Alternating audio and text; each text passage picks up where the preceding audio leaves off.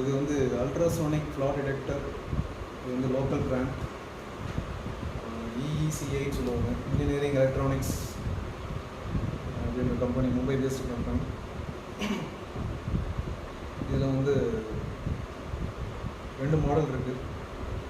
இதில் DS324 ஒன்று இருக்குது, 322 ஒன்று இருக்குது. சரிங்களா? 322 பார்த்தீங்க அப்படின்னா இதோட ப்ரீவியஸ் வெர்ஷன், இது latest version 324. So ultrasonic flat detector. சரிங்களா? இது வந்து பார்த்தீங்கன்னா மேக் இறங்கிட்டுனா EECI, இது மும்பை மேக். சரிங்களா? So model DS324, serial number. சரிங்களா? ஒவ்வொரு இதுக்கும் இருக்கும் இந்த வார்னிங் சிம்பிள்ஸ் எல்லாமே இந்த மாதிரி நம்ம படித்தோம் இல்லைங்களா? ஸோ EECIனா electronic engineering company private limited சொல்லி கொடுத்துருக்காங்க, EECI. சரிங்களா?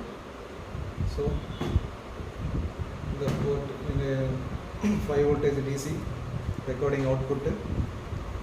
அண்ட் இது வந்து பார்த்திங்கன்னா PC கனெக்ஷன் கொடுக்கலாம், USB drive and T and R. So T and R பார்க்கும்போது டிரான்ஸ்மிட்டிங் அண்ட் ரிசீவிங். ஸோ அதான் T அண்ட் R. ஓகேங்களா? ஸோ இதை நீங்கள் இந்த ஸ்டாண்ட் பட்டனை ப்ரெஸ் பண்ணி அட்ஜஸ்ட்மெண்ட் பண்ணுறீங்கன்னா அது 2 பட்டனும் ப்ரெஸ் பண்ணிவிட்டு அட்ஜஸ்ட் பண்ணணும், 2 பட்டன் ப்ரெஸ் பண்ணிட்டு வச்சுக்கணும். சரிங்களா? இந்த பொறுத்த வரைக்கும் இந்த மிஷின் பொறுத்த வரைக்கும். ஸோ இந்த ஃபங்க்ஷன் இந்த பேசிக் ஃபங்க்ஷன். ஸோ இதில்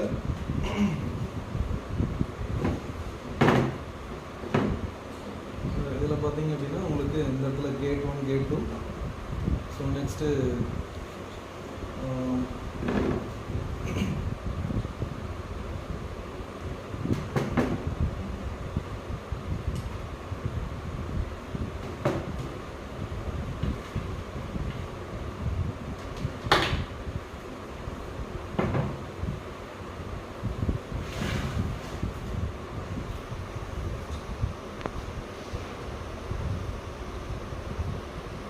function gate 1 gate 2.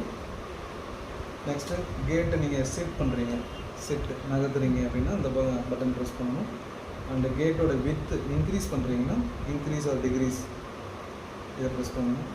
I think அங்கே எப்படி பேராமீட்டரை ப்ரெஸ் பண்ணிவிட்டு நாம் அட்ஜஸ்ட் பண்ணுவோமோ அதே போல் இங்கே ப்ரெஸ் பண்ணிவிட்டு இந்த நேவிகேஷன் பட்டனை மாற்றணும். எந்த பக்கம் நகர்த்துறீங்க, லெஃப்ட் நகர்த்துறீங்களா, ரைட்டு நகர்த்துறீங்களா, அப் நகர்த்துறீங்களா, டவுன் நகர்த்துறீங்களா? மீனிங் புரியுதுங்க நான் பேசுகிறது? அண்டு கேட்டோட ஹைட்டு மீன்ஸ் இப்போ ஐ மீன் ஒரு 20 வரைக்கும் இருக்குது, ஒரு 40 வரைக்கும் போகணும். It is height. அந்த கேட்டோட ஹைட் இன்க்ரீஸ் மீன்ஸ் எப்படி சொல்கிறதுன்னா, எஸ் 20ல் இருக்குது ஆனால் 80க்கு கொண்டு வரணும் அப்படின்னா height. Alarm. So alarm level எந்த கேட்டாவது இப்போ இங்கே எப்படி 2 கேட் இருக்கோ அப்போ 2 அலாரம் இருக்கும். அங்கே 3 கேட்டுனாலும் 3 அலாரம் இருக்கும். அண்டு சென்ட், ஏதாவது நீங்கள் USB கனெக்ஷன் ஏதாவது பார்த்தீங்கன்னா சென்ட் பண்ணால் அது ட்ராவல் ஆகும், ஐ மீன் அந்த ட்ரான்ஸ்ஃபர் பண்ணிக்கலாம். சேவ் மோடு, என்ன நம்பர் நம்ம அந்த மாதிரி டீட்டெயிலாக சேவ் பண்ண முடியாது. இங்கே ஏதாவது ஒரு நம்பர் 1 நம்பர் 2 மெமரி 1 மெமரி 2 அந்த மாதிரி ஏதாவது இருக்கும், அதில் சேவ் பண்ணிக்கலாம். தென் ரீகால், இங்கே சேவ் பண்ண கலிப்ரேஷன்ஸோ இல்லை ஏதாவது நீங்கள் செட்டிங் பண்ணது சேவ் பண்ணிங்கன்னா அதை ரீகால் எடுத்து திரும்ப அதை வச்சு காமிச்சிக்கலாம். இப்போ சைட்லாம் பார்த்தீங்கன்னா நீங்கள் சைட்டில் போய்ட்டு கேலிப்ரேஷன் பண்ணுறதுக்கு டைம் இருக்காதுன்னு வச்சுக்கோங்களேன். இங்கேயே கேலிப்ரேட் பண்ணிவிட்டு அதை சேவ் பண்ணிட்டீங்கன்னா நாங்கள் சைட்டில் போய்ட்டு ரீகால் இந்த DAC ரீகால் பண்ணிட்டோன்னா வந்துடும். ஐ மீன் இதில் 30 சேவ் பண்ணிங்கன்னா 30 நம்பர் ப்ரெஸ் பண்ணிங்கன்னா ரீகால் ஆகிடும். திரும்ப ஆட்டோமேட்டிக்காக நீங்கள் ஸ்கேனிங் மட்டும் பண்ணிட்டு வந்துடலாம். It is recall. Configuration, brightness இதெல்லாம் அதோட பேசிக் செட்டிங். சரிங்களா? போய்ட்டு செட்டிங் அப்ளிகேஷன், லாக் பட்டன், இங்கேயும் லாக் பட்டன் இருக்குது. அண்ட் டிலே, ப்ரோப் டிலே, ஆங்கிளில் வந்து ட்ரிக்னாமெட்ரி அந்த ஃபங்க்ஷன், ஆங்கிள் ப்ரெஸ் பண்ணுறது, திக்னஸ் ட்வீட் பண்ணுறது எல்லாமே. ரேஞ்சு, என்ன திக்னஸ் ரேஞ்சு, திக்னஸ் இன்ட்டு 2 அந்த அதுக்கேற்ற மாதிரி. அண்டு மோடு அப்படின்றது டிரான்ஸ்மிட்டிங்கும் ரிசீவிங்கும் ஒன்றா ஃபங்க்ஷன் ஆகுதா, டிரான்ஸ்மிட்டிங் தனியாக ரிசீவிங் தனியாக ஃபங்க்ஷன் ஆகுதா, 2 மோட். புரியுதுங்களா? அப்போ டிஆர் ப்ரோப் எடுத்துட்டிங்க அப்படின்னா டிரான்ஸ்மிட்டிங் தனியாக ஃபங்க்ஷன் ஆகுது, ரிசீவிங் தனியாக ஃபங்க்ஷன் ஆகுது. நார்மல் ப்ரோப் இருக்கட்டும், ஆங்கிள் ப்ரோப் இருக்கட்டும், பாருங்கள் ரெண்டுமே ஒன்றா தான் ஃபங்க்ஷன். T+ ஆகும். நார்மல் ப்ரோப்பும் சரி, ஆங்கிள் ப்ரோப்பும் சரி. ஆங்கிள் ப்ரோப்புக்கு ஒரே சிங்கிள் கேபிள் தானே, அப்போ டிரான்ஸ்மிட்டிங் பண்ணுது, ரிசீவிங் அதே பண்ணுது. அதனால் T+ ஆகும். T- ஆகுதுன்னா T- மீன்ஸ் இந்த இடத்துல ஹைஃபன். அப்போ T தனியாக இருக்குது, R தனியாக இருக்குது. சரிங்களா? அடுத்து இந்த எனர்ஜி அது சவுண்ட் எனர்ஜி அதெல்லாம் நம்ம மோஸ்ட்லி யூஸ் பண்ண பட்டன் சரிங்களா, அது நெசசரி இல்லை நமக்கு. அண்ட் வெலாசிட்டி நம்ம மெட்டீரியல், ஏன்னா இந்த அல்ட்ராசோனிக் டெஸ்டிங் பொறுத்த வரைக்கும் அந்த மெட்டீரியல் அக்கஸ்டிக் வெலாசிட்டி, அக்கஸ்டிக் அந்த மெட்டீரியலோட density into velocity, acoustic impedance அப்படின்றது மெட்டீரியலோட density and velocity. Z is equal to rho dot v சொல்லுவாங்க சரிங்களா. ரோ அப்படின்றது டென்சிட்டி, வின்றது வெலாசிட்டி, மெட்டீரியலோட வெலாசிட்டி சரிங்களா. ஸோ அடுத்து பார்த்தீங்கன்னா இந்த இடத்துல மேலே அலாரம் 2 கொடுத்துருக்காங்க. ரிஜெக்ட், ஏதாவது இங்கே ரிஜெக்ட், ஏதாவது இங்கே டிலேயில் போனீங்கன்னா ரிஜெக்ட் ஏதாவது இருக்கும், ரிஜெக்ட் 0 அந்த மாதிரிலாம் இருக்கும். And charging point and gain அப்படின்றது இங்கே ஆர்பி, அங்கே சாரி டிபி, ரெஃபரன்ஸ் டிபின்னு சொல்லி படித்து வந்தீங்கன்னா அதுதான் இந்த gain. DAC, distance amplitude correction curve. So இது நம்ம டிஏசி இப்போ நீங்கள் ட்ரா பண்ணுறீங்கன்னா இந்த பட்டனை ப்ரெஸ் பண்ணிவிட்டு நீங்கள் அதை செட்டப் பண்ணணும், கால்குலேஷன் பண்ணணும்.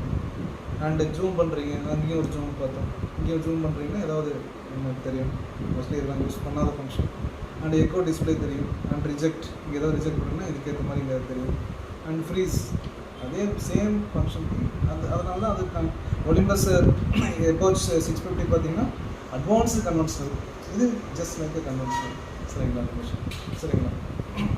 ஸோ இது மெயினாக நேவிகேஷன் கீ, லெஃப்ட்டு, அப்பு, ரைட்டு, டவுனு, என்டர் சரிங்களா. ஓகே, நம்ம அங்கே எப்படி டிக் மார்க் இருந்தால் ஓகேன்னு சொல்லுவோம். இங்கே இது நீங்கள் பேக் வரதாக இருந்தாலும் எல்லாமே நீங்கள் இதில் தான் போகணும் சரிங்களா. எல்லாமே இதில் தான் ப்ளேஸ் பண்ணுறீங்க. என்ன ஃபார்மேட் எப்படி யூஸ் பண்ணுறீங்களோ. ஸோ மிஷினோட model number DG scan 324. On off key, on பண்ணும்போது பீப் சவுண்ட் வரும், ஐ மீன் ஒரு பீப்னு ஒரு சவுண்ட் வரும்.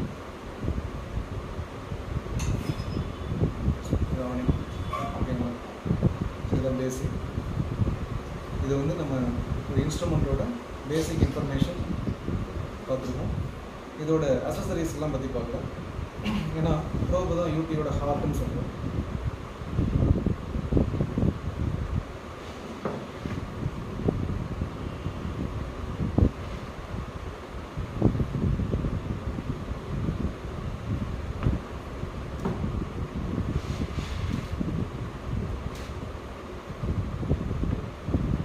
ஸோ நெக்ஸ்ட்டு வந்து பார்த்தீங்கன்னா இந்த இடத்துல நம்ம இதோட கேபிள்ஸ், இதோட ஒரு எண்டு பார்த்தீங்கன்னா நம்ம பிஎல்சி அப்படின்னு சொல்லுவோம், பயோமெக் கனெக்டர்னு சொல்லுவோம்.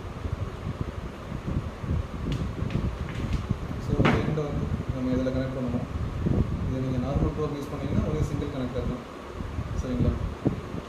பிஎன்சி இதுக்கு பேர் மைக்ரோ டாட், இல்லை எலக்ட்ரானிக்ஸ் படிச்சுருந்தீங்கன்னா தெரியும், இது மைக்ரோ டாட்னு சொல்லுவோம். இதை கனெக்ட் பண்ணி ஜஸ்ட்டு இன்செர்ட் பண்ணுறீங்க. உங்களை ஜஸ்ட்டு இன்செர்ட் பண்ணிவிட்டு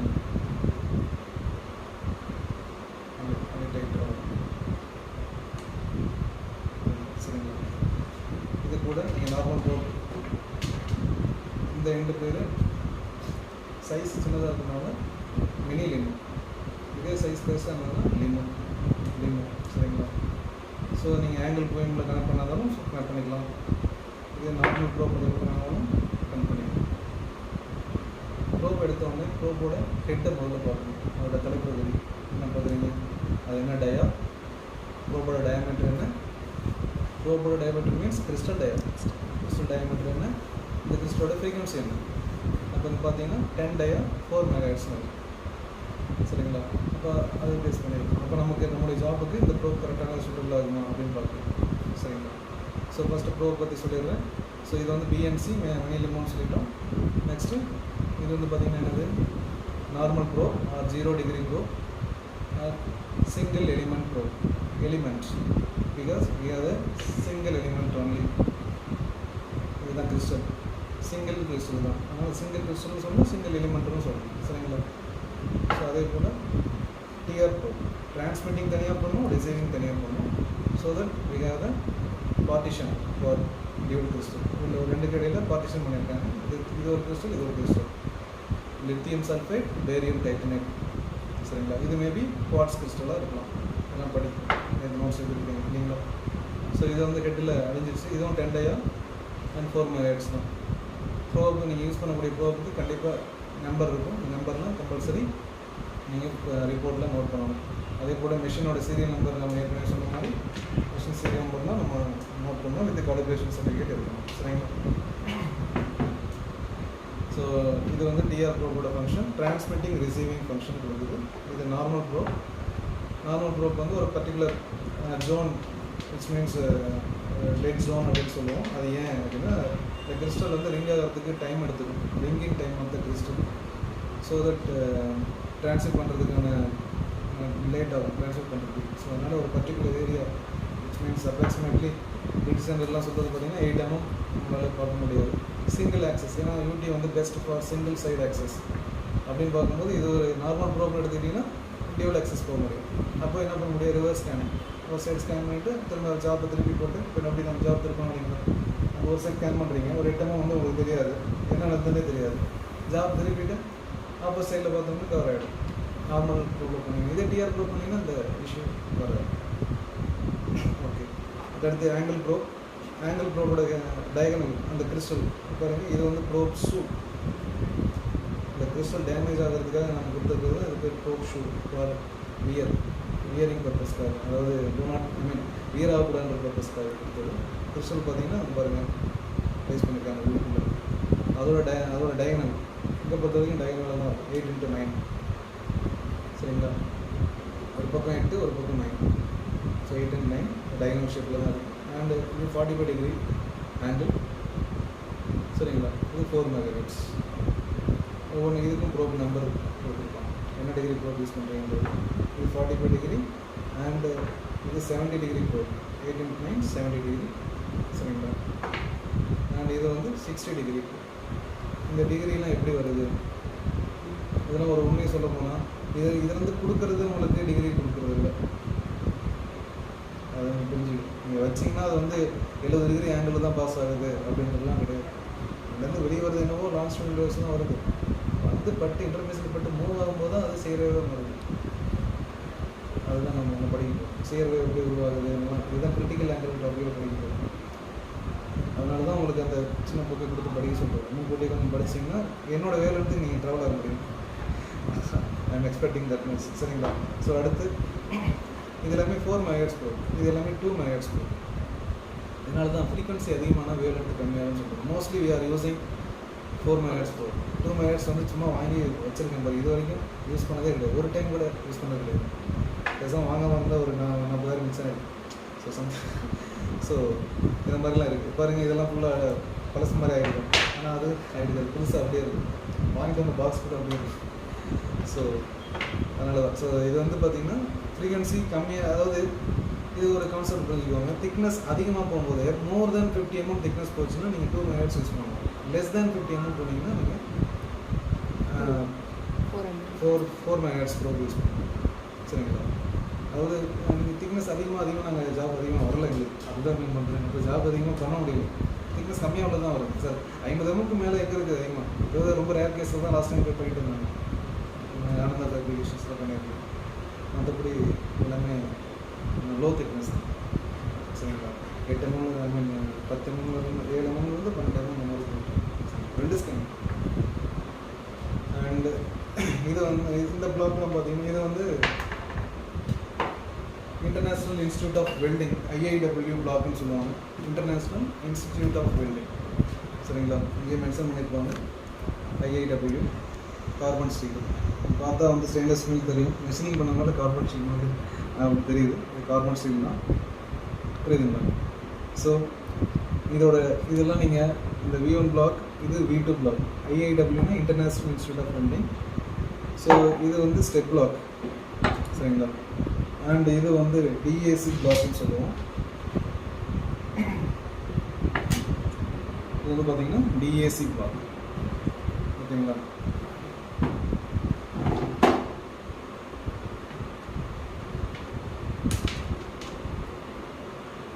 ஸோ இந்த V1 V2 பிளாக் வந்து நீங்கள் மெமரைஸாக இருக்கணும். இது என்ன திக்னஸ்ஸு, என்ன லென்த்து, என்ன ரேடியஸு, இங்கே இந்த பெர்ஸ்பெக்ஸ், இது என்ன டயா. சரிங்களா? இதில் என்ன நம்ம எதிர்பார்ப்போம். சரிங்களா? இந்த கட்டு, சாஃப்ட் கட் எதுக்காக, இந்த கட் எதுக்காக. சரிங்களா? அண்டு இது எதுக்காக, இந்த இடத்துல ஒரு கட் கொடுத்துருக்காங்க, இது எதுக்காக. சரிங்களா. இதெல்லாம் நம்ம என்னெல்லாம் தெரிஞ்சுக்கணும். இதுதான் V1 பிளாக் காலிப்ரேஷன் மிஷின் வச்சு V1 பிளாக் காலிப்ரேஷன் நம்ம பண்ணுறோம். ஸோ டோட்டல் லென்த் 300, ரேடியஸ் 100, இந்த ஹைட்டு 100, திக்னஸ் 25. V1 பிளாக்கோட திக்னஸ் ஸ்டாண்டர்ட் திக்னஸ். அதனால தான் நமக்கு காலிப்ரேஷன் மீன்ஸ் என்ன? காலிப்ரேஷன்னா ஒரு நோன் பேராமீட்டர்ஸை வச்சு ஒரு அன்னோன் பேராமீட்டர்ஸை வெரிஃபை பண்ணுறது. அப்போ இது நோன் பேராமீட்டர்ஸ். இதை சரியாக இருந்ததுன்னா அன்னோன் பேராமீட்டர் சரியாக இருக்குன்னு அர்த்தம் இல்லையா?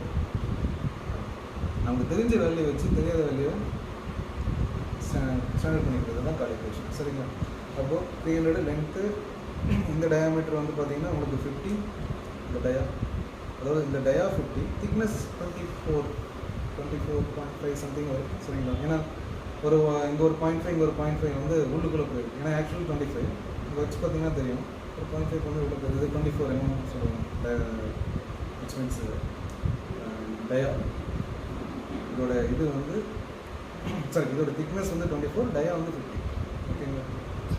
ஸோ இதில் வந்து என்னென்ன நம்ம செக் பண்ணுவோம் அப்படின்னா, ஹரிசாண்டல் லீனியாரிட்டி செக் பண்ணுவோம், வெர்டிக்கல் லீனியாரிட்டி செக் பண்ணுவோம், டெட் ஜோன் செக் பண்ணுவோம், பெனட்ரேஷன் செக்கிங் செக் பண்ணுவோம், ரெசல்யூஷன் செக் பண்ணுவோம், சென்சிட்டிவிட்டி செக் பண்ணுவோம்.